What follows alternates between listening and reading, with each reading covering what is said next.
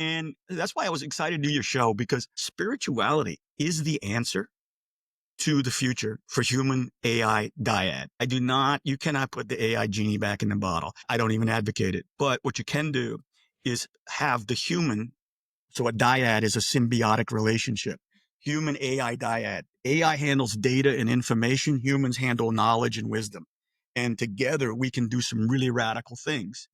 I think you'll have your own personal AI agent that will manage it. We don't even need Google anymore. We need the infrastructure. The problem you and I have is we can't spend billions and billions of dollars to build an infrastructure. But once it's like the electrical system. We can't afford to build the electrical system, but we can leverage it. And I think the same thing's going to happen. We're going to have our personal AI agents managing our digital self. And remember this, like I said, if you're a child born today, before you're born, you're already digital. And after you're dead, your digital self doesn't die. It keeps going. They can keep using your data. They can keep. Yes. So it's a very bizarre, and so what I'm arguing for in the book is we need protocols. We need covenants between AI and humanity, where humanity is coded in as the prime, that humanity is driving it. And I don't think we're having enough discussion around that issue. AI is just going to do what it's good at, efficiency.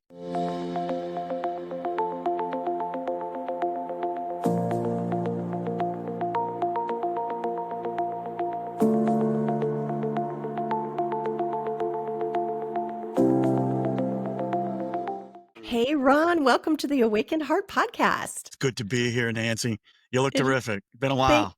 Thank you. It's been a while. Now, Ron and I have known each other personally for a number of years. And to be honest, you have always been an enigma.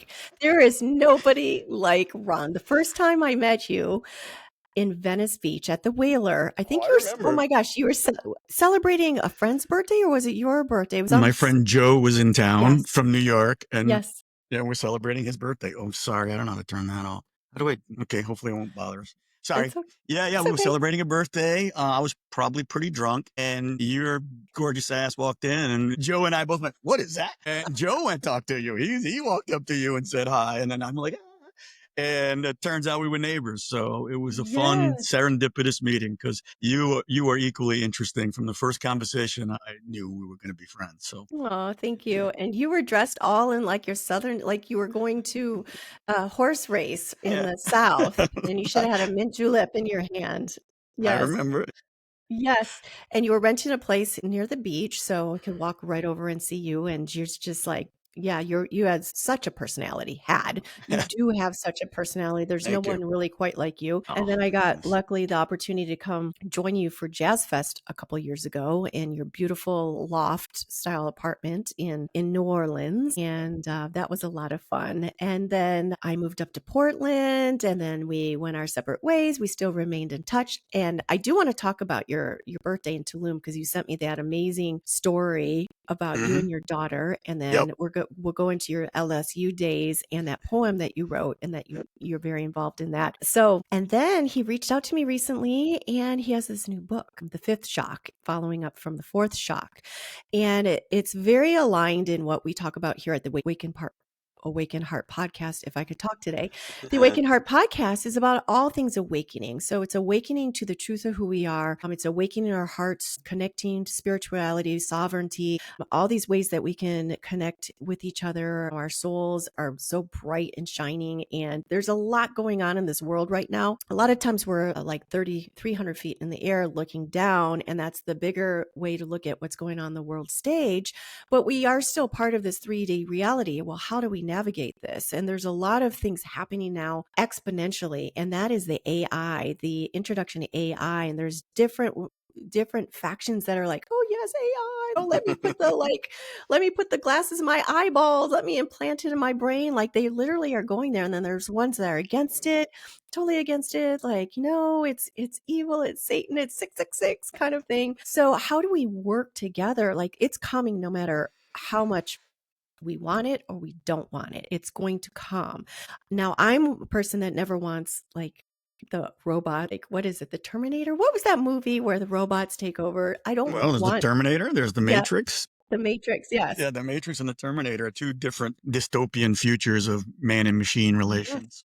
And Yep. it's happening super fast. I mean, I use ChatGTP, but like how much is it? It's gleaning off of us and it's learning so fast. And I liked your quote. Wait, where is it? Go through culture shifts. I wrote down it. If machines can see your soul, are we still free? That's Truth. it's very truthful. And then we just before we hit record, no etiquette. Right. Did I say that right? No etiquette. Yeah. It's called wisdom. And Yeah, basically the point is that Homo sapiens are giving way to something different, and it's a new archetype. And Homo noeticus, the term noeticus is basically Latin for wisdom. So what I'm arguing is that it's not enough to be a thinking man. We now have to become wise men and women. And and wisdom comes from the soul. Wisdom comes from the heart. Wisdom is not math. Then that's the advantage we have over the machines is the machines are great at data and information, but they're terrible at knowledge and wisdom because they don't know how to do it. They don't care. They have no moral compass. They have no way to incorporate pain into learning and growth. So they can't recurse. They can't have a recursive nature where as a soul, as a human, I can go out, do something stupid, get my butt kicked, come back, reevaluate, integrate, and learn from it. And I'm a wiser person. My shirt says that which does not kill you makes you stronger. Right. So it's Nietzsche's old admonition. It's quite interesting, but we're losing a lot of that. In my version of Homo noeticus, there's another version, an archetype that I talk about in the book, which is fascinating. It's called Homo Deus. Homo Deus is Noah Yuval Harari's idea that we're going to merge with the machines, and Homo Deus means man becomes God. So he's saying Homo sapiens are coming to an end and we're going to become godlike through integration with our technology. My critique of that archetype is that it has no soul. He just wants to eliminate pain, death, suffering. That's not humanity. And it's not even the machines. The machines can't even benefit from that because if there is no learning, true learning, recursive learning through pain and experience, the machines have nothing to do. So I kind of take a separate road from Harari, who is brilliant, by the way. And if that book is a brain burner, but I don't agree with all of his outcomes, but he does a good job of pointing out some of the problems and the potential. So I wrote this book because after 60 years of living hard and crazy and wild and doing every dumb thing I could think of twice, it dawned on me that maybe it's time for me to start giving back and sharing my experiences. But I'm concerned about the future, the near future. I mean, if you read Kurzweil's latest book, the singularity where machines surpass mental human capacity, he's predicting it's 2029. And, wow, I can see that. yeah, well, the current growth rates, is exponential. So it's time. We don't have a lot of time to start talking about what kind of world we want to live in 10 years from now. Our kids are going to live in a fundamentally different world. We need to start addressing AI. I'm not anti-AI at all. I love it. I think it's like a gun. I'm a little guy. A gun evens the playing field. But AI is not moral. It's not evil. I talk about that in the book. Can AI be evil? Not in its current form. Could it evolve into something that could be evil? Yes, possibly. And certainly when we start integrating quantum computing with what I call the stack. And the stack is an important concept I probably should bring up. The stack is not a network. It's a network of networks. It's all the digital infrastructure that is tracking your every move. It's tracking us right now. It knows when I click my mouse. It knows when I'm talking. It knows when I'm not. So there is a digital twin being built of every human that's online. And I point out that if you're born today, your entire life, before you're even born, they're capturing data about you. And you don't own that data.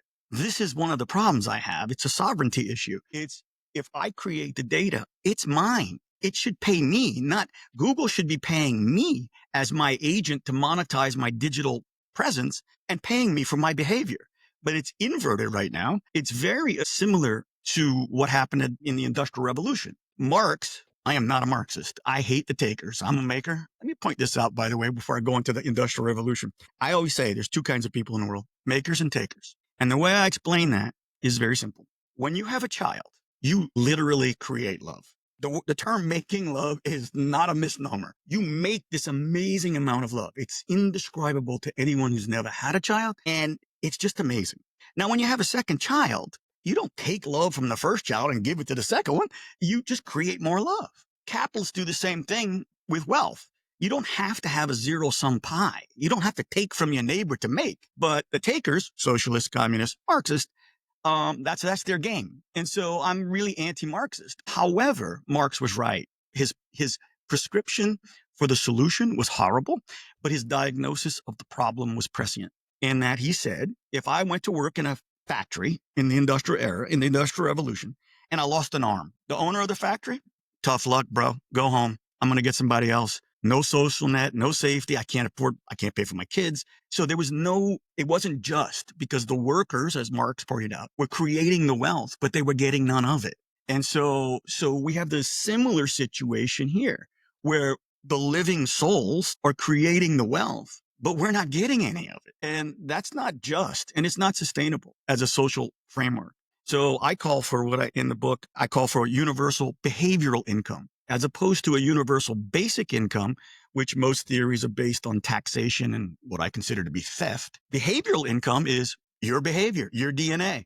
Every child that's born, let's sequence their DNA. It costs nothing these days, and give them a digital wallet. And anytime somebody accesses that data with your permission or your agent's permission, you could have a blanket, okay, Google, you are managing my digital information. You pay me 30 cents on the dollar. Microsoft calls you up and says, I'll pay you 40 cents on the dollar.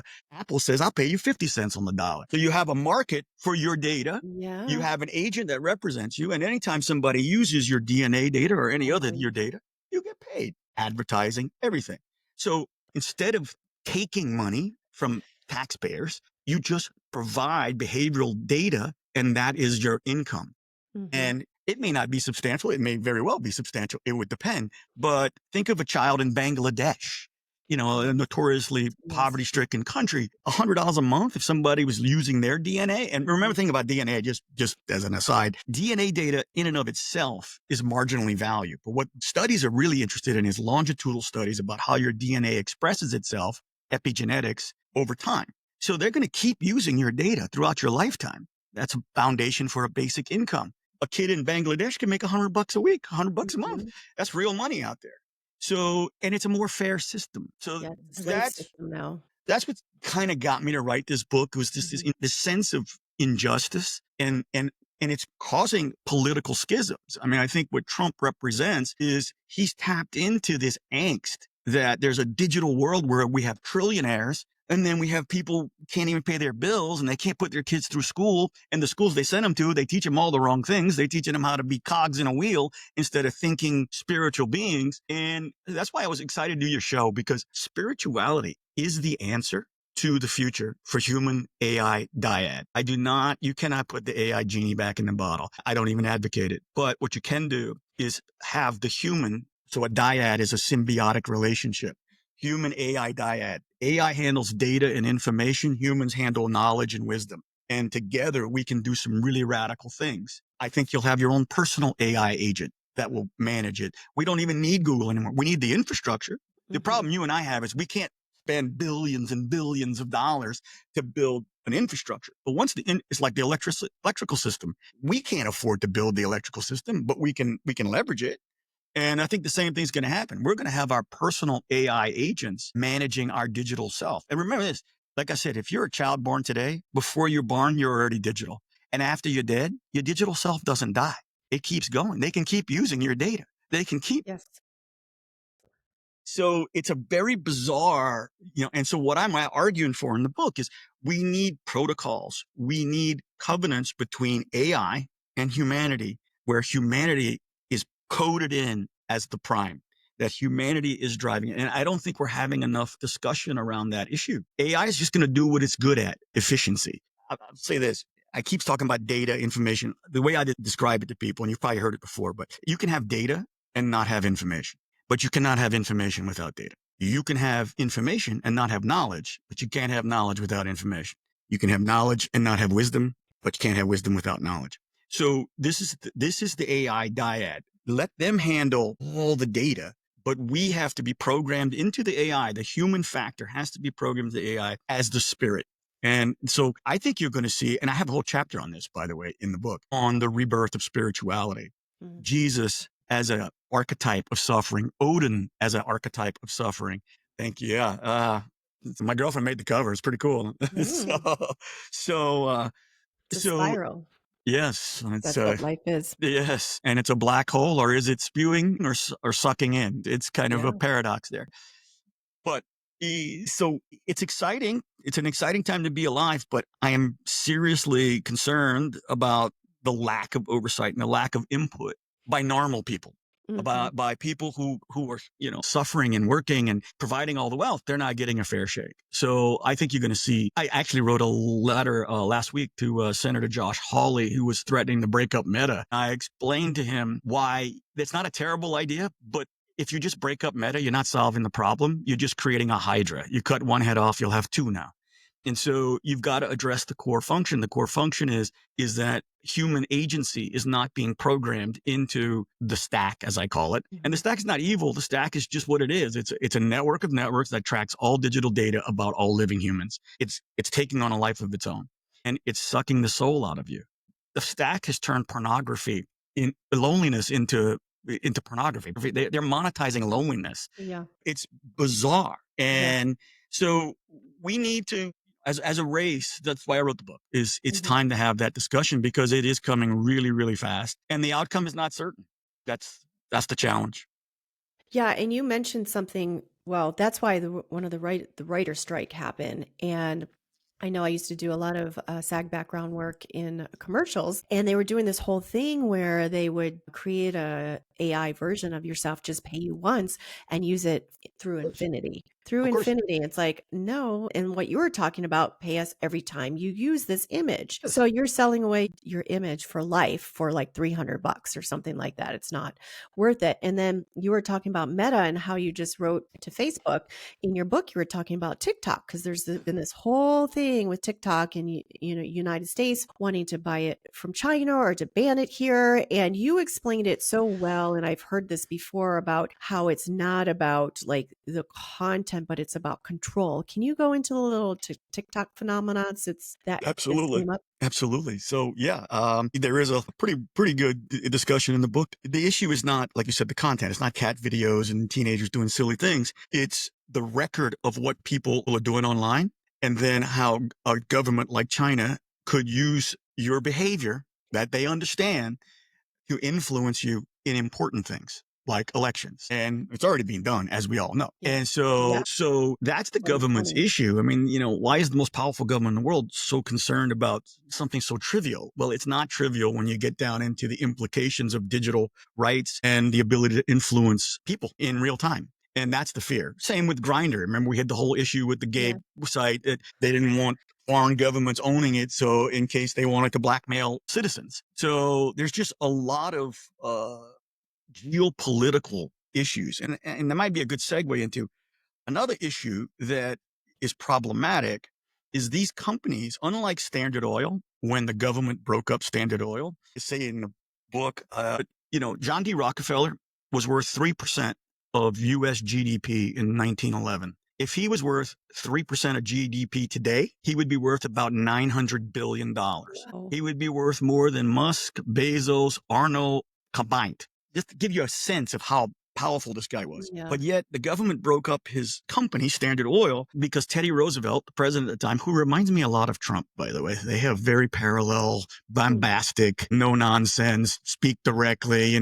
Teddy Roosevelt walk softly and carry a big stick. One day I might explore that combination on compare and contrast the two. But Roosevelt had an army, and Rockefeller didn't. And Rockefeller had bribed every congressman. He'd pay for every election. He was bulletproof. But Roosevelt saw him as a threat and used an army. Rockefeller's problem was all of his assets were in the United States. Today, you don't have that issue. So what are you going to do? Look, I'll give you a real example. In 2010, BP spills oil off the coast of Louisiana, or in the Gulf. What do we call the Gulf of Mexico? Do we call it Gulf of America these days? But at the time it was the Gulf of Mexico. And what happened? I have it from good advice that the CEO of British Petroleum flew to Louisiana in a fishing camp in Venice, Louisiana. And the federal government said, you're going to pay us a $40 billion on top of the billions you're going to spend to remediate and, fix everything. And the CEO of BP said, tell you what, you can have it. And the government's like, what do you mean? We're just bankrupted. We don't need it. We have enough assets around the world. We don't need our American subsidiary. So if you want to bankrupt it, it's yours. So they got a slap on the wrist, and that's about it. because the U.S. was not going to go to England and invade England to seize the corporate headquarters of British Petroleum. So technology has allowed corporations like the big tech firms to spread risk globally, and governments remain parochial. They are geographic in nature. So even the U.S. government doesn't have the reach globally to curtail these companies. So you have an imbalance between political power and economic power, which is being exacerbated, which was created, accelerated by the advent of digital information. The fourth shock talks a lot about that train of events. But how would you rein in Meta? What are you going to do? They'll leave. They'll say, if the U.S. makes us illegal, we'll go to Spain. They need the jobs, and they don't have physical hardware. So you have a problem. Yeah. And the offset, I hate to say it, especially for you and me, but the offset is you need a more efficient global government. I hate to say it, but you need enough political power to offset this economic power. Otherwise, citizens will just be trampled on. I talk about in the second part of this book. This is part one, which kind of states the problem. Part two is what I consider the solutions to some of the problem. And I talk about node states, that citizens might find themselves tied more to a network than to a country, because that network might provide them value. They might pay, instead of me paying taxes to the United States, the node state might pay me taxes from my behavior. So I can see these strange non-governmental nation states evolving through the stack. And that has tremendous implications for government powers. It's going to be the strangest. I think we're going to produce more wealth in the next 10 years than maybe we've produced in all of human history. I can explain how. And it's not a fantasy. I was just going to ask how. Can I be a part of it? Yes, you will be. And all these ideas of universal behavioral income and things like that will be part of it. But now, it's very, how does that differ from the Chinese, not to lose your train of thought, no, go ahead. the whole social credit system? That's creepy as Yeah. I was about to get expletive there. Okay. That's creepy stuff, man. That's Black Mirror stuff all day. Yeah.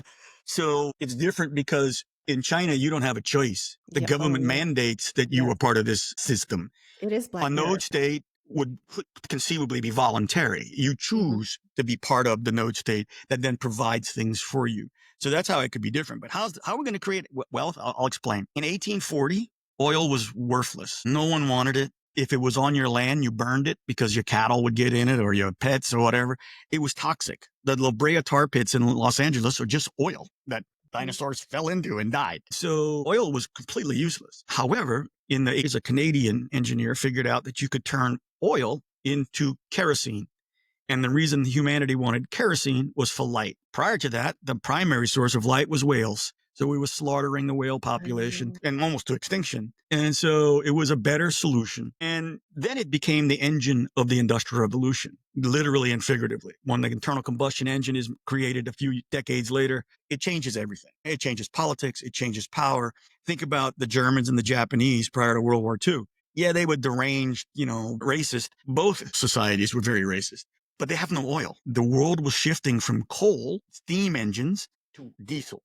And they didn't have any. And so what's the first thing they did when they started the war? They seized oil fields. The Japanese in the Pacific and the Germans. The Germans are approaching Moscow. They're 80 miles from Moscow, and they turned the whole army south. Why? What they're doing? Well, because they were running out of oil. Their blitzkrieg couldn't be fueled. So they were heading to Azerbaijan to get the oil fields down there. And so, now, of course, they got stopped in Stalingrad, and the rest is history. Oil was driving a lot of their geopolitical decision making. So I say all that because something that was worthless and sitting in plain sight became the most valuable thing on the planet. Well, let's take it to the modern era. In 2009, a very large company, at one point worth $250 billion, which in 2009 was very, very big company, with Northern Telecom. They filed for bankruptcy. When they filed for bankruptcy, Deloitte & Touche was their accountant, the most powerful, famous accounting in the world. And they said the operating business is worth $3.2 billion and the intangible assets, data, patents, historical performance, it was worth $147 million. So you got $3.2 billion, $147 million. When they come out of bankruptcy in 2012, the company sells for $3.5 billion. The data sells at auction for $4.5 billion. The data was worth more than the operating business. The operating business had power plants, power lines, kinds of industrial hardware. and it was worth less than the data. Now, Deloitte screwed that company because if Deloitte had told the CEO the data was worth $4 billion, not $100 million, he might not have had to file for bankruptcy. So, but imagine if you could take that same process and do that to every balance sheet in the world. Well, in that case, you had a 40-fold increase in assets from 100 million to 4 billion, right? And imagine if every balance sheet in the world had a 40x increase on their balance sheet for their intangible assets. You would create this giant asset class, trillions and trillions of dollars, and there would be no offsetting liability. So from an accounting perspective, you would deleverage the global economy, and it's going to happen. And so it's happening every day. I can give you 100 examples of that story. So the problem Deloitte has is they have a vested interest in a dead science. The dead science is accounting. Deloitte and Touche can tell you what a fish is worth. What kind of fish is it? What's the market price for a fish? It's got a shelf life. Is it depreciating? But they can't tell you the value of knowing how to fish. And which is more valuable? Knowing how to fish. So the Deloitte is antiquated. Our accounting system is dead. It's broken. It doesn't value the right things. It values industrial era ideas instead of digital era ideas. I'll give you a shining example of this. The top 10 oil and gas companies in the world today are worth roughly $3.7 trillion combined. The largest is Saudi Aramco. Saudi Aramco is worth $1.7 trillion. So you take Saudi Aramco, which isn't really an oil company, it's a country, but you take that out, the top 9 oil and gas companies, let's go 10 without oil, it's probably worth about $2 trillion. These companies have oil and gas refineries, gas stations, trucks, ships, offshore oil rigs. It's the infrastructure. These are the most capital intensive businesses the world has ever known. And they're crucial to the global economy. And they're worth $2 trillion. The top 10 information technology companies are worth $18 trillion. They have no assets. Wow. So what is going on, Deloitte? I want to talk to the chairman of Deloitte and Touche. What are you doing? Show me on a balance sheet how this is possible. Companies that have warehouses and silicon chips are worth more than companies that have global energy infrastructure. So your accounting system is broken. It's measuring. So markets are valuing data, but accountants are not. And that's a problem. That is what's called an ontological problem.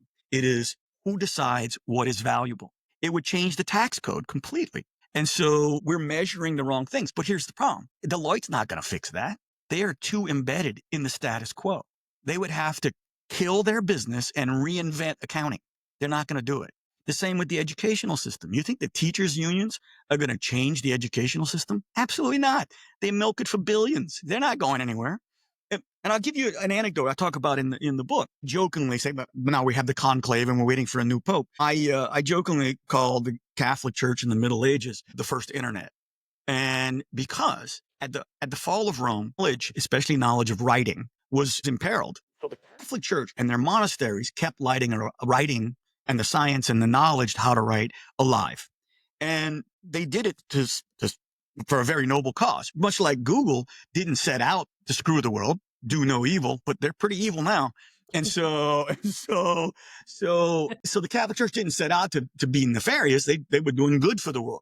But what happened is, at that time, technology starts to progress in the dark ages, and we're starting to sail ships into the ocean, and we're doing convoys or caravans to China, Marco Polo, and people like that. And so every time you did that, you needed somebody who knew how to read the stars. And the Ptolemaic view of the solar system was the system that we believed at the time. The Earth is the center, the sun and the moon go around it in a perfect circle, and that's how God would have it. And this was for 2,500 years. This was trust the science. This was the science. Okay. And the Pope just said what all the idiots say today, trust the science. People don't trust the science anymore. I say in the book, anytime somebody says trust the science. Yeah, it's like COVID days. Follow the money. Because guarantee you that you don't trust science, you test science. Mm-hmm. And anybody who says otherwise is a fool or a charlatan or both. And so the Pope, his people are the only ones educated to map the stars, because at first it was simple, sun and moon, but then we found stars that were moving erratically in the sky. And then we realized those were planets. And Venus didn't have the decency to go around Earth in a perfect circle. So we had to make a decision. Do we cut the feet to fit the shoes, or do we build a new pair of shoes? Same thing Deloitte's facing. Do you cut the feet to fit the shoes, or do you build a new pair of shoes? They're going to cut the feet to fit the shoes. I guarantee it. And so what the scientists of the day said, no, no, no, the earth is still the center, even though there were theories that the sun was the center, but no, the church discarded that. So it's moving in a perfect circle, but it's doing this like dance. It goes this way for a little while, then it turns on its side and it goes this way and then it goes over this way. It was a very complex. And when you start adding planets, more than one, it gets really complex. And that complexity is the first internet, because then anybody who sailed a ship on the ocean, anybody who took a long overland route needed somebody from the Pope's camp to read the stars. Otherwise, you get lost and you'll die. So the Pope monopolized navigational data for 500 years.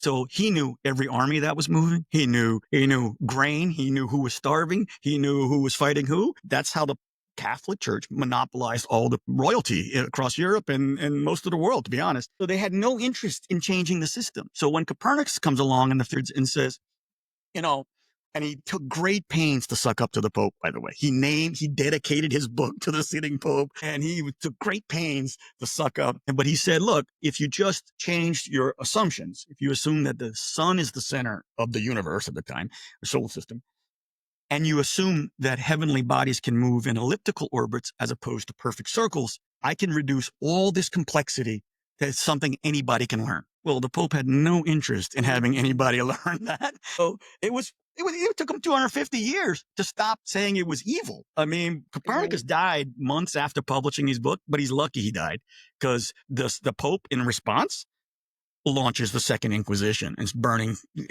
heretics at the stake for claiming that, the earth is not the center and God would do anything silly like put the sun there. So you have the same problems here. The educational system, same problem. The accounting system, same problem. They are legacies from a day that no longer matters, but you can't expect those with a vested interest to be the agents of change. We've got to lead that. People need to come together and say, no, we need a better way. And so that's part of the book. It's not just spirituality, but I never really thought of myself as terribly spiritual, philosophical, always been. And I studied every religion known to man that I could get my hands on, but I never really cared about my soul. I'm like, whatever. You've seen the movie, Oh Brother, Where Art Thou? He goes, Yeah. when he said, they pick up the black guy who was playing the guitar and they go, what are you doing out here in the middle of nowhere? And he goes, I just had a meeting with the devil. And he goes, what'd you do with the devil? He goes, I sold him my soul so he could make me a famous musician. And the guy goes, why would you sell your soul to the devil? And the guy goes, well, I wasn't doing much with it. So, so it seemed like a fair trade. So I never put thought into spirituality until I started to understand, and I'm a tech guy. I'm a hacker from way back, from before people knew what that was. I built my first computer in 1979. I mean, I was a hacker. It began to dawn on me that our real value is our soul. It's our spirituality. And it is that needs to guide AI, not the other way around. Because the other way around will be the extinction of humanity, in my opinion. And it may not be fast. Let me tell you another chapter I have in the second book, which is not published yet, but it's pretty much done. Call it the Temple of Voluntary Extinction. And basically, it's the metaverse. So the metaverse, you're going to take a generation of humans, you're going to put them in front of these kind of machines, and they're going to have the greatest life ever lived, but they're not going to reproduce and they're going to die off. And so the metaverse is a model for getting humans to voluntarily walk into extinction. And so now not all of us are going to do it. And I'm hoping to let people know, at least, you do it if you want. I'm a libertarian. You want to kill yourself, kill yourself. I don't care. Yep. Some of us care. And I think human life and human consciousness is worth preserving. And so that's what these two books are really about. It's a plan of action, a war map of how we take back our sovereignty and build our souls into our digital selves. And that's what I'm trying to achieve. And we're seeing that a lot now with where they start softly rolling it out. And it's so obviously for someone like yourself and myself, we see what is happening, see it in our programming on TV. We're seeing it at the airports now. Now they're taking pictures of our faces. They're like, oh, we're going to erase it right away. Oh, are you Sure. really? Yes. So you can opt out of that, but a lot of times you don't want to cause trouble. But that's the real ID, all that. They're softly rolling it out. They're already doing it. It's already here. And you're seeing people out they've got those little masks on. They're living their own reality. Fantasy. Yes. And the children that are growing up now, instead of being out playing on your bike and coming back when the street lights are on, they're on their devices. I mean, we're going to have. Let's get a step further, if you don't mind. Yeah. They're not even fucking anymore. Look at birth rates across the planet. They're plunging. Yeah. And so, and I'm not saying that's necessarily even a bad thing. Well, because all there's in all. porn. Yeah. Yes. And so, like, I have a 26-year-old son. He ain't into chicks like I was at 26. I mean, he loves them all, but he spends so much time, and he's just a normal. I mean, he's very smart, and great kid. But it bothers me that I go get punched in the face, man. Go do something stupid. Yeah. And you're right. And you should remember this in the fourth shock. I wrote about this. Where did the internet come from? It's important to know its origin. It came from DARPA. It came from the military. It was designed, DARPANet. It was designed to withstand nuclear exchanges. So in the event of a nuclear war, we would need to be able to communicate. So you had so you had this packet idea where you could break digital information into signals, shoot those across the whole globe at the speed of light, and it'll recombinate wherever the location is supposed to go to. So even if vast portions of the infrastructure of this country were destroyed by a nuclear explosion, you would still be able to communicate. That's the beginning of the internet. But it was military. And in the 90s, it was commercialized. That's the third shock of the fourth shock. And it was commercialized. But do you think the NSA doesn't have absolutely every single digital thing in the world, not just in America? Like, I'd love to talk to like Chinese leaders and say, how do you guys get around that? Because I'm telling you, I know how this thing was built. I know how it works. And I don't see how the NSA has everything. And so you're right. That's what scares me about the stack. That's what I call the stack. It's that in the wrong hands, it could blackmail people. It knows everything. So we need a digital Bill of Rights. We need a digital Magna Carta that limits the power of the stack to keep human agency and human rights. That's where I'm headed with all this. And I think, like I said, I jokingly say I'm entering my third trimester of life. I, 0 to 30, try not to die. Believe me, I came close a few times. But okay, mission accomplished. I was in the military. I was crazy. I was an anarchist. I was sleeping on the floor of a condemned building for years in New York. I was an animal. But I didn't die. And then my second 30 years, so I built families. I built businesses. I've had a wide ranging career, and it's been very interesting. All the while, always very fascinated with technology, philosophy, mythology, and religion. And so I find those, the intersection of all those things is fascinating to me. And so, and now I'm almost 60 and I'm entering my third trimester. And what I want to do is give back to the world. That's my goal now. I've made enough. I have what I need. And I think this is very, very important. In the book, in the first part, I talk about, which I find very interesting. I don't know if it gets enough traction, but there are 4 fundamental forces of the universe: gravity, strong and weak nuclear forces, and electromagnetism. For example, the strong nuclear force keeps electrons in orbit when the electromagnetism would blow them apart. If that force was even a little bit this way or a little bit that way, the universe wouldn't exist. Same with gravity. There's a concept called GUT, Grand Unified Theory of the Universe. You probably heard about it. And it's the idea, it's the force, it's Star Wars. It's that under those 4 things, gravity is how we watch large bodies affect each other. Strong and weak nuclear forces at the atomic level, at the quantum level. Electromagnetism is another force. We don't know what causes any of those things. So the idea is that there's an underlying force, the GUT, it's called, the Grand Unified Theory. And they can't find it. They've been searching for over 100 years. And quantum mechanics and quantum computing might help us there at some point. But right now, it's still a mystery. So I posit in the fifth shock that maybe the scientists are looking for the wrong thing. They're looking for a particle. That's why we have super colliders. They're trying to break atoms down and see if we can find the force particle. But maybe it's not a particle. Maybe it's consciousness. Maybe consciousness is the 5th element that animates all the other 4. So when we talk about spirituality, I'm not talking about some gaga goo goo go save the planet shit. I'm talking about reality itself is the spirit, that the mind animates the universe, not the other way around.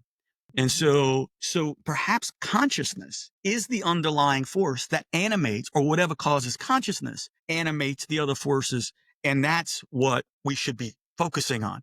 And so I'm fascinated, but we don't know what causes consciousness. We don't, just like we don't know what causes gravity. We know it when we see it, but we don't know what causes it. So I make the argument that maybe we should start exploring that as the main driver of physics, Mhm. consciousness as physics, not as just spirit. And I think we're going to get there. Yeah, when you go into the quantum, like that, the reality, we create our own realities. Is that what you're talking about? Mhm. Consciousness. So Yes, it's just like the particle wave until it's observed, it doesn't become, it doesn't become something. correct. So we're, Schrodinger's cat.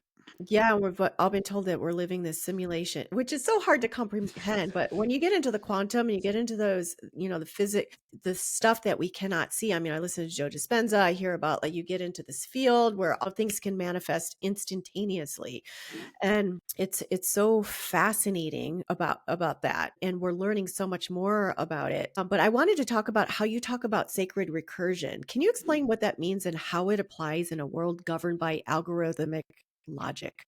Sure. Before you do that, I just want to make one quick comment on Yeah. quantum mechanics and physics. Mhm. I think it was Niels Bohr who said, if you're not outraged by the implications of quantum physics, you don't understand quantum physics because it's outrageous. It's So, crazy. This is yeah, like this is like nothing solid. Like we don't yes, it's all an illusion. we pull in like 1% of, not even 1% of what is filtered through us. Like we filter out 99% of what's coming into our reality. 100%.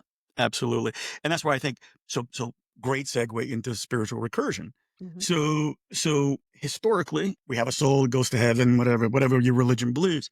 But now we're fusing physics with spirituality, and recursion is just looking back on yourself. The problem the stack has, it has no recursive capability. It doesn't learn. It repeats. It looks for patterns. That's what an LLM is, a large language model. It's just looking for patterns. It's not thinking like we think. It's just finding patterns that fit and then doing a very good job of bringing back relevant information based on that. But it's not thinking. It doesn't remember. You can't hurt the stack. It has no concept of pain. It has no concept of memory. It has no concept of morality. So when I talk about spiritual recursion, we need to build that into the stack, that our experiences of pain, hope, sadness, joy, love are built into the stack as a viable, hold on one second, my monitor almost went up, as a viable balance, counterbalance to simply automated responses. And I don't really have the answer for that. I'm working on the second part about how we would code for that, which might be a little dry for a lot of people.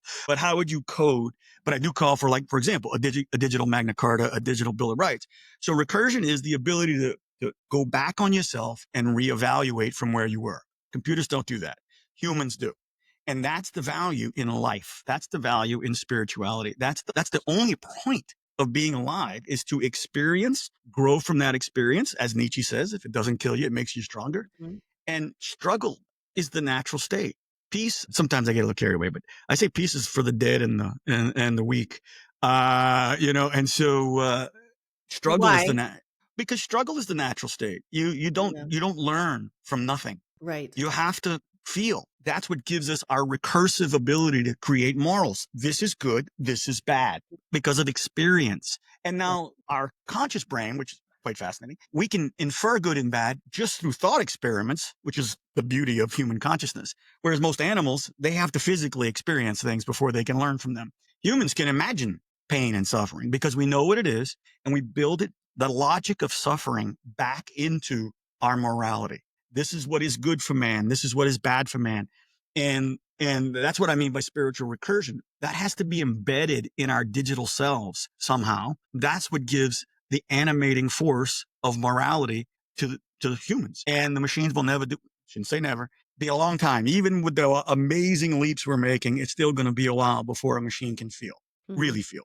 Now, is that impossible? No. And quantum computing is going to just, it's hard to even imagine at this stage, but you're going to see an AI human dyad that will be partners. That's how I look at it. I'm not trying to become the machine. I don't want immortality per se. The thing about this, what happens to you after you die online?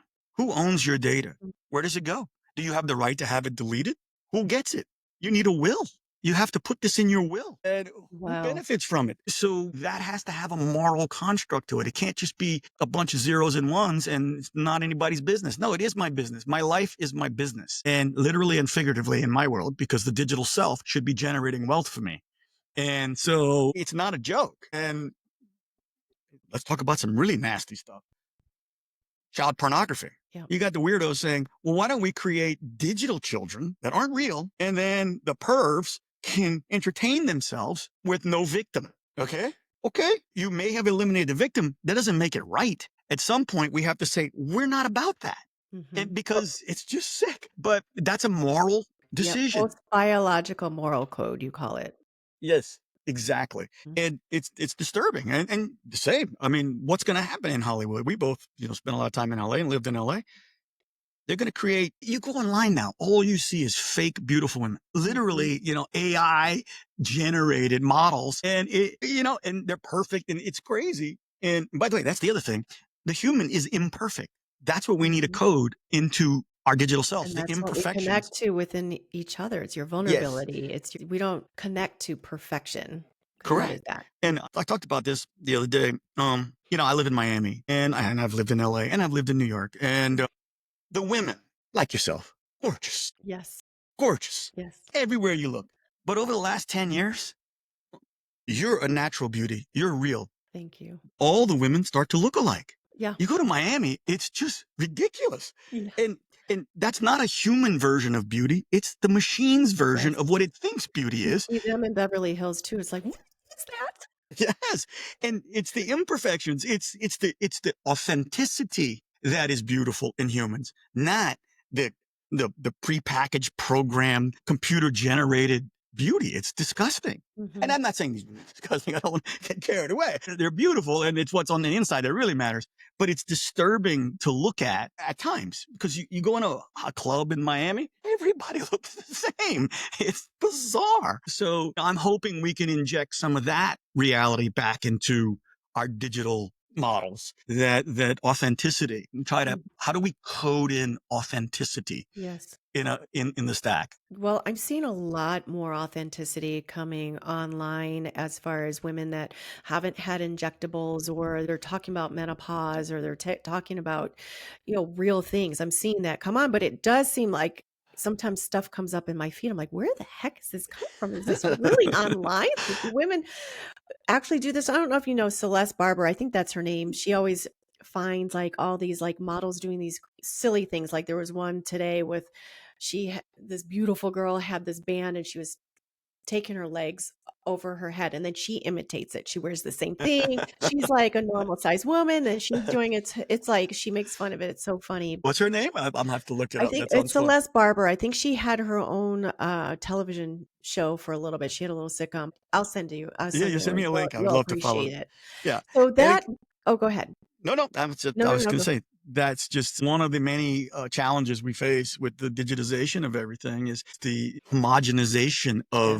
of beauty, of goodness, of morality. That's what I'm saying. The human soul cannot become a machine. It can share the world with the machine, and we have a lot to give the machines. They can't exist without us, by the way. Mhm. What would they do without us? Who they gonna manipulate themselves? Some kind of network circle jerk? I mean, what is that? I don't know. And so that's why it's in the machine's interest, not that they have that kind of thinking, that humans remain creative and novel. But the machine's intention is efficiency. And efficiency means lack of friction. Lack of friction means lack of novelty. And so in the second book, give you one more tidbit here, is I posit what I call the law of network supremacy. Basically, it's this idea that a network, according to Metcalfe's law, a network's value is directly proportional to the number of nodes on a network. Simple way to describe that. What is the value of the first telephone ever made? Zero. Who are you going to call? Right. So when you have a second phone, you now have utility. But when you have a third phone, you don't have a plus one. You actually have one to one, one to one, one to one, one to one. So the number of nodes increases the utility of the network exponentially. And you get to 1,000 phones, and now you have incredible possibilities. So this is Metcalfe's law. It's brilliant. And so I take Metcalfe's law and I show that. So now let's take a second part. What is the value of innovation?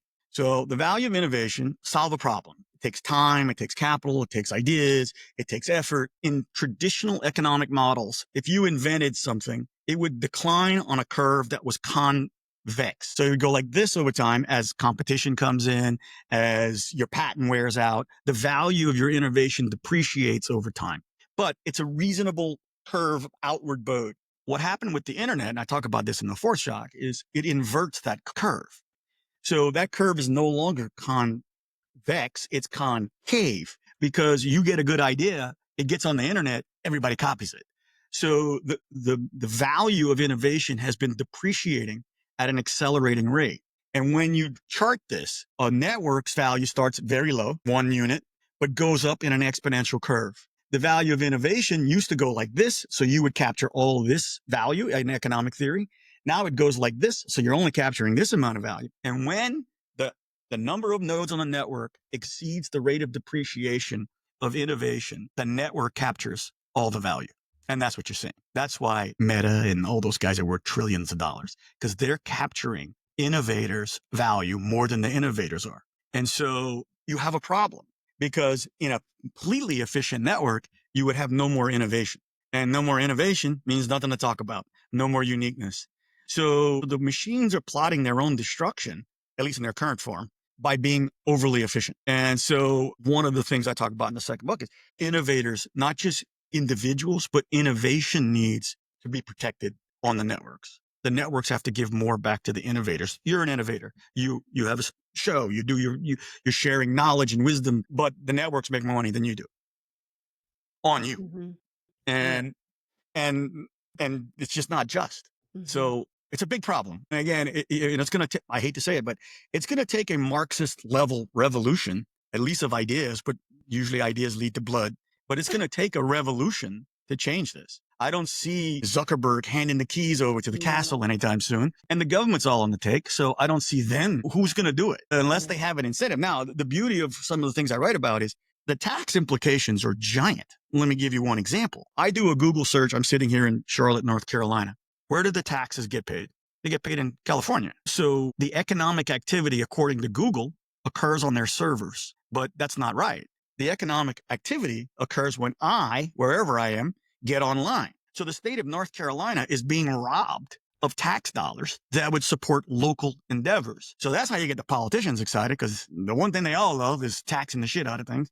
And so, but it's a fairness. And so I even took this idea to a very well-known sue lawyer, a personal injury lawyer. I said, can we sue Google? And he said, did you click I accept? I said, yeah. He goes, you can't sue Google. They have the best lawyers in the world. You're fucked. And then we got to talking. I said, but what if the state of North Carolina sued Google for misappropriating tax dollars that should be driven at the local level? He goes, states could sue Google.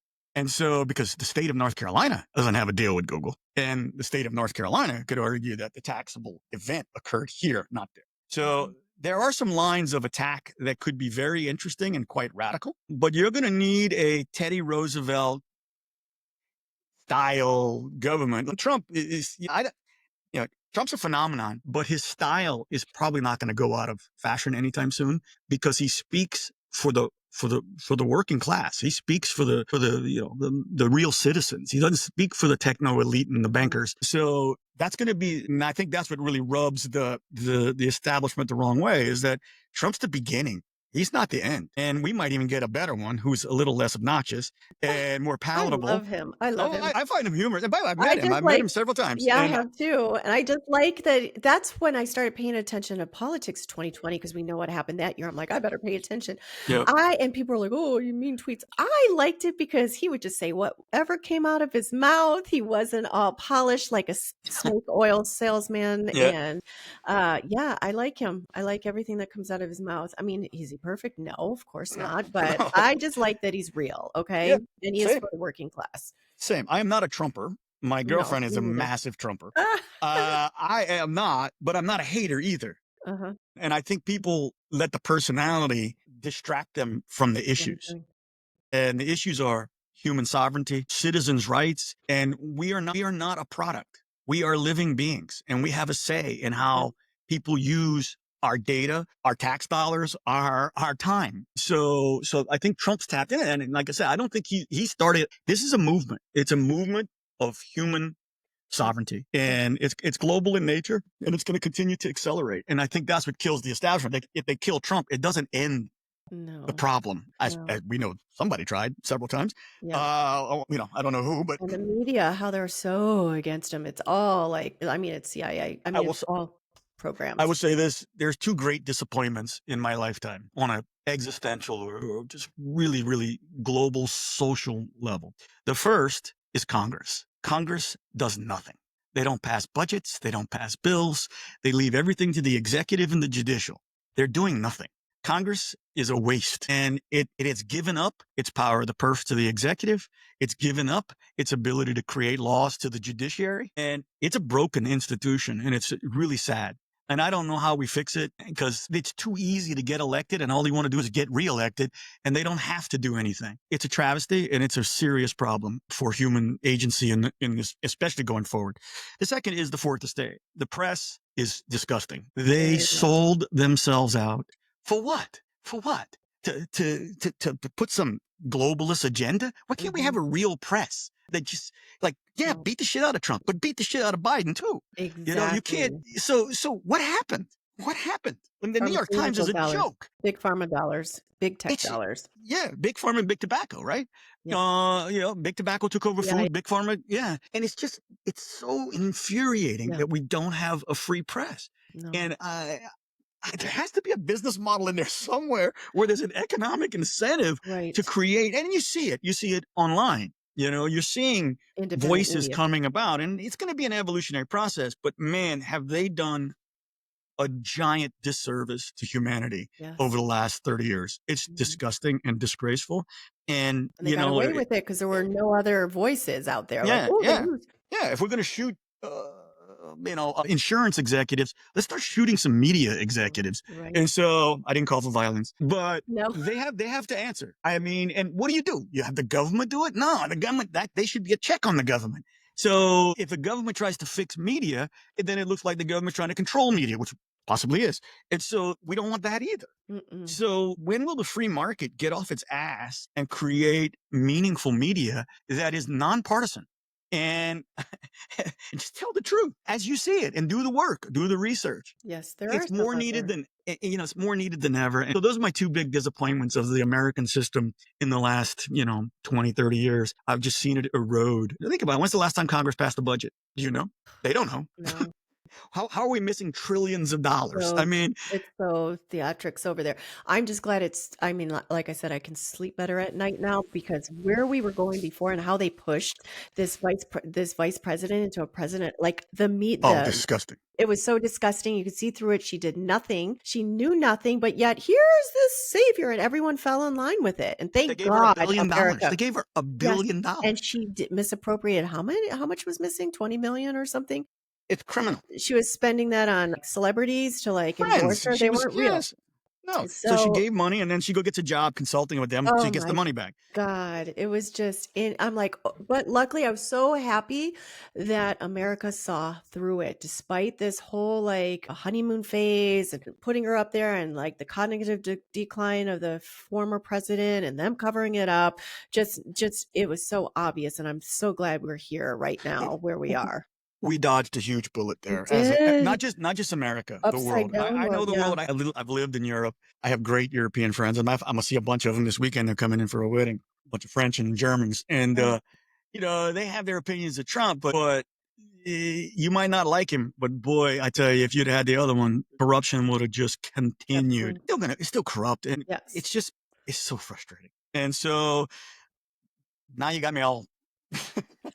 Well, Europe is falling, like Germany, thought police in Ireland, England, UK, what is going on in the UK, Canada. What the fuck is Canada doing? Exactly. Trudeau, well, he was a plant from the World Economic, where was it? WEF? Yeah, World Economic Forum or whatever.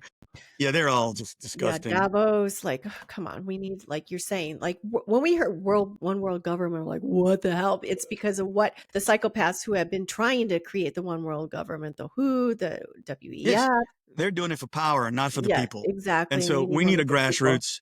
Look, I'm telling you, you start, when you get me talking like this, it bothers me, because you're getting to the point where you need a fucking revolution, where you got to start blood in the streets if the political class can't get their head out their ass and stop robbing us blind across the globe.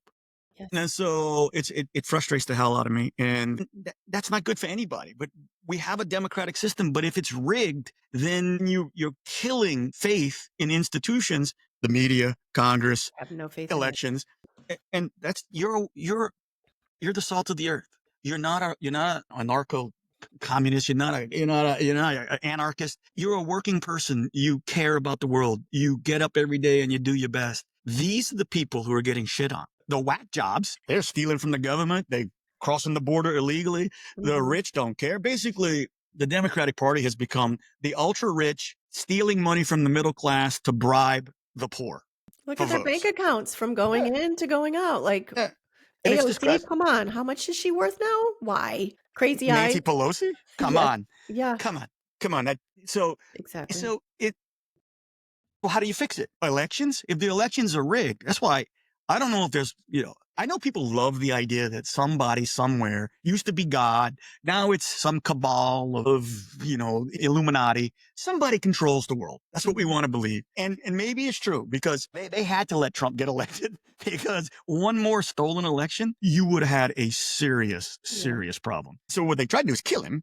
And but when they fail that, you better just shut up and let the nature take its course, or you're going to have a revolution on your hands, Yeah. and it's not going to be pleasant. Anyway, and We've I've been got so kids, and gaslit. Yeah, we've been yeah, so gaslit.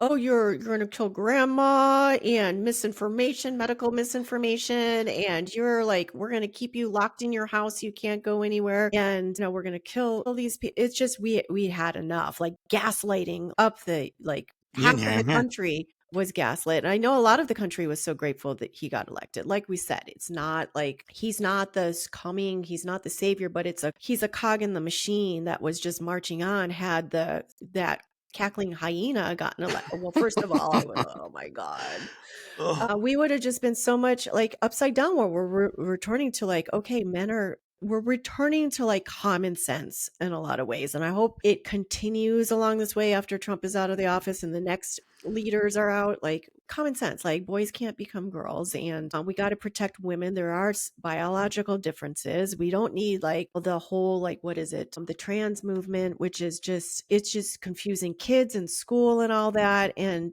just like, let's have common sense. yes, a return to common sense would be Yeah. very nice. And if we don't,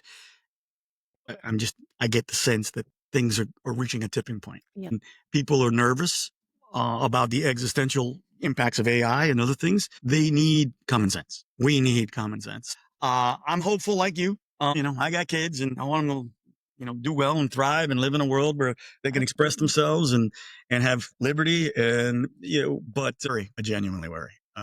And we'll see. And I'm trying to do my part with this book, just pointing out, at least on this level, where we can hopefully make the world a little better, safer, and more meaningful for generations to come. Absolutely. And I do want to touch on that because you did send me your experience in Tulum and your daughter, Sultana. Like, I've met her once. She's beautiful, smart Yes. girl. And you talk about Odin's thousand names. It helped you shape your understanding of today's tech driven transformation. But I'd love to go into your story. The storm Sure. off of Tulum sounds like an initiation, not just for your daughter, but also for you. Can you take us back to that day on that boat in Tulum?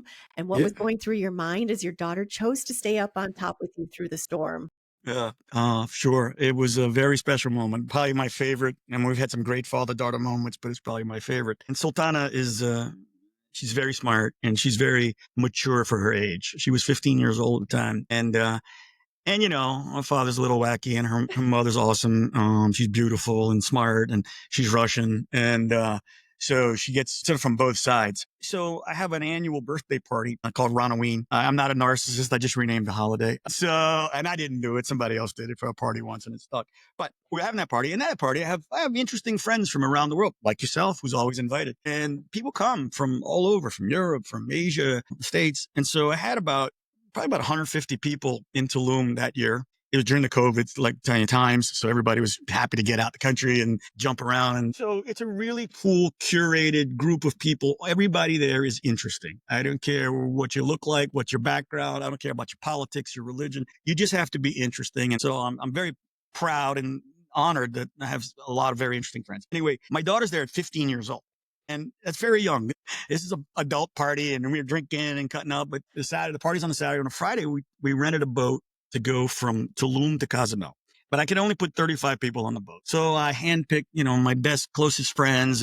But all these people, like my friend Chris Copeland, he NBA star. I got Michael James, who's a rapper. I got bankers from Wall Street. And so it's a very eclectic, cool group. And we're on this boat and we're going across, and the captain comes up to me and he says, Ron, there's a storm coming up. And he shows me on the radar and he said, we could go around the storm, but it's going to take too long. We'd lose most of the day navigating around. He says, so what I recommend is we just go right through the middle of it, take about 20, 25 minutes, and then we'll be on the other side. And he showed me the radar and how it all worked. I said, okay. So he said, why don't we just get everybody to go underneath in the cabin? And then when we get through it, we'll party in Cozumel. I said, great. So I go up on the deck. I'm like, hey, everybody, need everybody go underneath. We're going to go through this squall here, and it's going to be a little choppy and a little rough. And so everybody goes, and as everybody's shuffling down there, my daughter comes up to me and she goes, well, come on, Pop. Let's go down below. I said, baby, here in Tulum, a lot of people call me Odin with my blonde hair, so I kind of stand out. And I said, if they're going to call me a Viking god, I might as well act like a Viking god. I'm going to sit on the front of this boat and just hold on for dear life. And she looks at me and she goes, well, if you're doing it, I'm doing it. And then I had a friend there named Gianna. She's awesome, brilliant woman. She said, well, if y'all doing it, I'm doing it. So here I am between two women with big, long hair, whipping in the air. It was crazy. And we're holding on to the railing and just sitting on the front of the boat, and waves are crashing, lightning. It was intense. It was awesome, but it was weird. And if you ever been through a tornado, like when it's coming, you can feel the electricity in the air. That's what it was like. It was like, it was very intense. And so my 15-year-old daughter's there, and I'm just talking to her. She wasn't panicking, but I was just talking to her to keep her mind engaged so she wasn't thinking so much about dying. So I said, yeah. And she asked me, she goes, Pop, why does everybody call you Odin? I said, and I just kind of started explaining. And I said, Odin's a very interesting character who gave up his eye for wisdom. So I appreciate the reference. And I said, Odin's famous for having 1,000 names. And I start walking through the names. And I'm sure most of you guys know this, but like our word for Wednesday is Odin's Day. Thursday is Thor's Day. Friday is Freya's Day. Tuesday is Tyr's Day. Tyr is Odin's brother, god of individual combat. And so 4 of the 7 days of the week are Viking gods. And so explain that to her. And I said, and Odin has Valhalla, the Hall of the Dead. And I'm kind of walking through. And I said, one of Odin's names is Valgut, the god of death. And my 15-year-old daughter looks me square in the eye in the middle of a damn storm and goes, when I get back to Miami, I'm going to get a boat with 100 men. And I'm going to make them row. And I'm going to say, and they're going to say, and I look her in the eye and I said, well, baby, that's great. But you're going to need a whip like we had in the old days. You're going to have to beat them into rowing. And she goes, no, Pop, my voice is my whip. And I'm like, holy moly, because you remember from Genesis, in the beginning, there was the Word, and the Word was with God, and the Word was God. I was like, holy moly, that's her mind. She's wicked smart. And so get through the storm. We go underneath. Everybody's drunk. We go underneath. She jumps up on a table and says, I will sound off with Val. You will sound off with Goot. And all these powerful people, she goes, Val. And they all go, Goot, Val, Goot.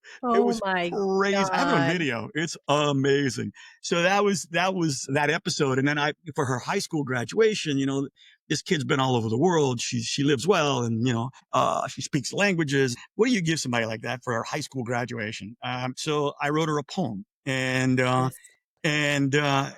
kind of, I'm proud of it. She loves it. It's on her wall, and all done up. Yeah, it's equal parts battle cry, philosophy, and a love letter. It is. Yes, perfectly said. And I find it interesting because I wrote it to my daughter, and it's not written like soft and fuzzy. Like you said, it's a battle cry. And she, because I wanted to empower her as much as possible at that formative age about you don't have limits. The limits are you place on yourself, but go get them.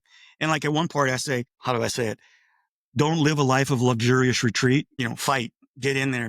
Maybe I should pull it up so I can quote it. But basically I say, if you act, maybe I'll pull it up right here.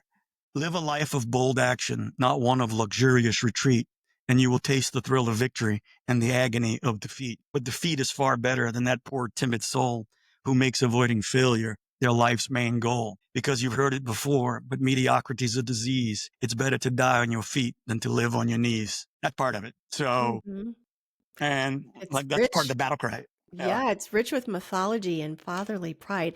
And as you talk, sometimes I can hear your New Orleans. I can hear your accent coming up.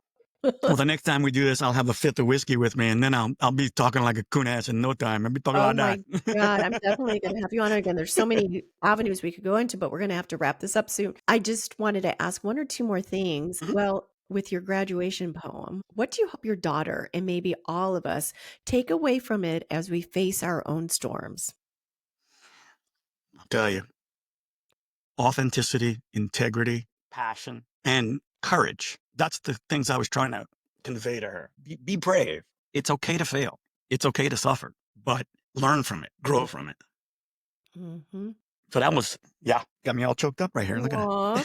Well, I'm gonna that. go back to that again, with Okay. your daughter in that moment on that boat when she said, "My Mhm. voice is my whip." What Yeah. went through your mind when your daughter said that, and what did that moment teach you about her and about power? So yeah, I instantly thought what I said. In the Mhm, beginning, there was the word. I don't know if she's read that book. I don't know how she knows that knowledge, that wisdom, but and I was very proud that she understands that her brain and her will can drive the world. She doesn't need a man. She doesn't need anything. She just mhm, needs imagination and courage. And she's tough. She's hell to deal with. Trust me. Half the time I want to kill her. So because she knows everything, and she'll tell you she knows everything. But she's brilliant, and I'm proud of all my kids. My mhm, youngest is Isabella. She is the artist. She's so creative, so sweet. She has an awakened heart. Sultana mm, has a ruthless brain, but she has a heart too. But they're almost opposites. It's so cute to see them interact and they've lived all over the world. They speak fluent Russian. They speak multiple languages, but they're so different. So yeah, Sultana's ferocious, man. mhm, And, we'll see where she goes. And my son is kind of in the middle. He's super smart, super funny, but he's not trying to set the world on fire. He just wants to use his brain and express himself, and he does a great job with that. He's a great writer. But Sultana is just hell on wheels, man. mm. So, She's so always been, because I remember you showing me picture I don't know if I think I did meet her once when she was in yeah, I think you town, and did. you were just always talking about her the Yeah, same way, her Russian mother, of course she is, yeah, you as a father, that kind of shape a lot of it. So that yeah. moment must have shaped your view of generational strength. How did It it really did. in the age of digital delusion, it's like, yes.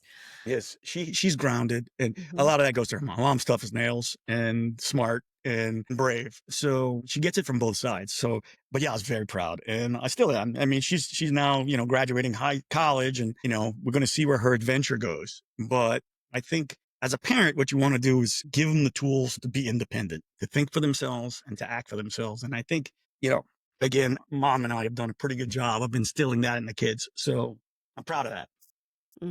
beautiful, beautiful. Well, this has been wonderful. We've been on here over almost an Yeah. hour and a half, and we could keep going on and on. We could go into so many different avenues, but I know you Always have a happy to come back. Yep. yes, I will have you back because Yep. you're just a wealth of knowledge and information. There's so many Thank different you. things we could cover. Now, you do have a part 2 of the 5th shot coming out. Is it Yep. gonna be the 6th shot or a 5th shot part Part two. 2? Okay. The sixth shock, I think, is going to be quantum mechanics and quantum computing. Ooh. I think because all the shocks are driven by technology Mhm, leaps. That's kind of my shtick. And so the fifth shock is driven by the confluence of AI, big data, and blockchain that are creating the foundational structure for a whole new global economy. We could get into that next time. And that's really explored more. I call for a post capitalistic economic system in the second part. So when the second part is prescription, what we should be thinking about and how we get to a more just world and leveraging the stack, not trying to destroy it, leveraging it, but controlling it and shaping it. mhm, So the sixth shock will probably be quantum, is my guess, quantum computing. So the fifth shock, part two, I want to see the response I get from part one so I can address questions that I'm getting through mhm, conversations like this. mhm. So it's not finished, but it's already longer than the part one as far as word count. It's Well, very fleshed out. It's not a theory. And I'm guessing I'd like to put it out probably end of summer once I gotten the world to tell me what works and doesn't work and what needs to be explained. But I'm excited. And so, yeah, I'm going to try to do more podcasts and get around. But yeah, I'd come back anytime. Hell, this has been great. yeah. And I wasn't sure if it was going to be a, kind of, it's all angels and Oh, no. no, this is the real No. spirit. Yeah, this is We real are in the spiritual. 3 dear yeah. No, it's not like, "Oh, fairy dust and Yeah, rainbows yeah, and no, this spiritual is bypassing." No, it's the no. reality. It's 3D, but spiritually connected. It's grounded spirituality, I would call it. I love it. Yeah. So, okay. So, without giving too much away, what's one blueprint or practice we can start embodying now to protect our dignity and sovereignty? I promise to move from philosophy to protocol. There is protocol. And so, for me, I call it sacred time where you unplug and ground yourself. The grounding movement, you go outside and sit in the grass or whatever, unplug on a regular basis for hours at a time. It's like meditation, but that's what I do. I start every morning. I read books, not even online. And even though I like reading online because I travel a lot. And so it's helpful, but I physically I like unplug. physical books. Yeah, I do too. I like the Got it. smell of them. I Wait, like if the that's something in your brain, didn't you write something here that reading Mhm. is so much different than what you read? My eyes hurt when I'm staring at a screen too much. I find I'm getting really exhausted by looking at a screen, but Yeah, books that's activate something else. Marshall McLuhan who said, the medium is the message. Mhm. That's in the book, and that's what he said in the '60s. That the way, like for me, when I read something, I have a strange brain. It's mine. I can quote chapters, passages if I read it. If Mhm. I listen to it, I get the gist, but it's not the same. No, it's It's not. not as embedded in there. So practice rituals, sacred rituals of humanity every day, consciously, Yes. and ground yourself in humanity at least for an hour a day is my suggestion. That's what I do. And then, then we all have to get online and then we're clicking and jumping around. I'm trying to learn all this social media. I'm like, Oh my God, this it's is the beast changing. I'm trying to get rid of. And so, but I need it. And so, How many times I scream at my computer, changing your password? Oh, you need to sign in again. Oh, yeah. it's a code. Oh, yeah.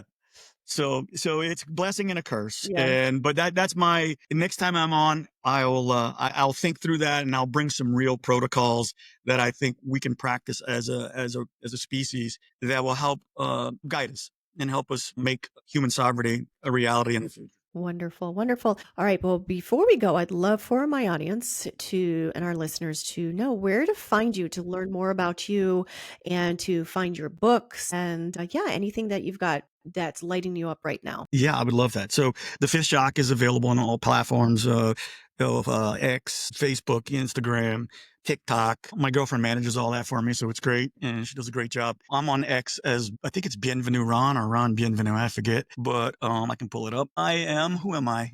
At Bienvenue, Bienvenu Ron. Ron. Yep. Yes. And Bienvenu means welcome in French. So it's a cool name in Oh. English, but it's kind of stupid in France. Ron, welcome.